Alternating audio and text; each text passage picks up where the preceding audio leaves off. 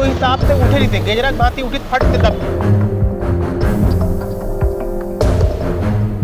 तो आरोपी है बढ़िया हर जगह खुलेआम घुमा थे अपन मत पोस्ट डाला थे और बढ़िया लागू हो गए ओकर बाद कोई घटना ला 20 दिन हो जाना हमें कोई कार्रवाई ना हो ये बहुत प्रकार के जोहार जय छत्तीसगढ़। आज हमन पहुँचे हैं पुरानी बस्ती थाना और पुरानी बस्ती थाना आप सबको जना पता है कि 22 जनवरी को जो मामला सामने आ रही से मोहित साहू के खिलाफ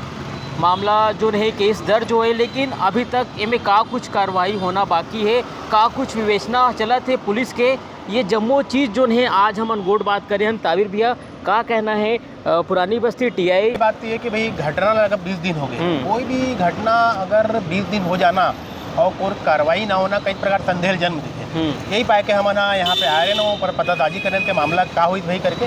तो मामला जो हिसाब से उठे रही थे गेजरा भांति उठी फट से दब गए। बिल्कुल तो आदमी मन में शक जायज है यार कि इसे कहा हो गए कि जो आरोपी है बढ़िया हर जगह खुलेआम घुमा थे अपन मत पोस्ट डाला थे और बढ़िया चैन से है और यदि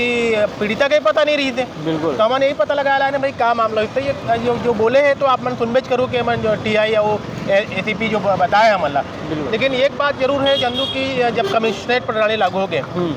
तो जब कमिश्नर प्रणाली लागू हो गए ओकर बाद कोई घटना ला 20 दिन हो जाना हमें कार्रवाई ना हो ये बहुत प्रकार के संदेह जन्म देते। जब आप 151 में या छोटे मोटे धारा में थाने लोगों ला उठावा तो जो ला कहीं अचानक रास्ता में देखा तो ओला पकड़ा तो और कहीं मान लो थोड़ा सा टैटू लगा ले छपरी बोल के ओला कार्रवाई करा तो अभी कहीं ऐसे कैसे हुए तो इतना बड़े मामला में इतना चुप्पी बहुत संदेह जन्म दे यहाँ पे आना और जाना जरूरी। फिलहाल पुरानी बस्ती टीआई के का कुछ कहना है ये आप मन देख। मोहित साहू के केस में अभी मुलाहिजा रिपोर्ट उपलब्ध नहीं हो पाया है क्योंकि इसमें 2 डॉक्टरों के द्वारा मुलाहिजा किया गया था और वर्तमान में ये रिपोर्ट अभी उपलब्ध नहीं हो पाया है और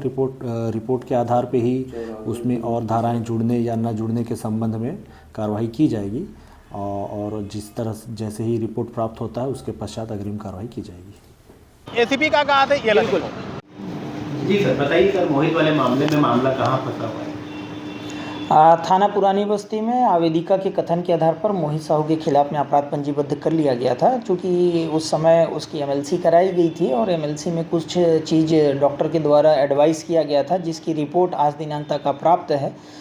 रिपोर्ट प्राप्त होने के बाद उसमें धाराओं को जैसी आवश्यकता होगी वैसा समाहित कर फिर उसमें अग्रिम वैधानिक कार्रवाई की जाएगी। सर एक चर्चा है कि भाई 20-20 दिन हो गए आरोपी से पूछताछ तक नहीं की गई ऐसा सुनने में आ रहा है। आरोपी के खिलाफ में जो एविडेंस हैं प्रार्थी के द्वारा दिए गए हैं वो पर्याप्त हैं और इसमें जैसे ही एमएलसी रिपोर्ट प्राप्त होगी धाराओं को समावेश करते हुए उसमें अग्रिम वैधानिक कार्रवाई की जाएगी। एमएलसी रिपोर्ट है आम पब्लिक के लिए मतलब क्या समझे वो अगर जो मेडिकल रिपोर्ट होता है जिसके आधार पे यदि कोई फ्रैक्चर की बात आती है या अन्य कोई बात आती है जिसमें धाराएं बढ़ती हैं क्योंकि अभी जो अपराध हुए हैं वो सामान्य धाराओं में हुए हैं और उसमें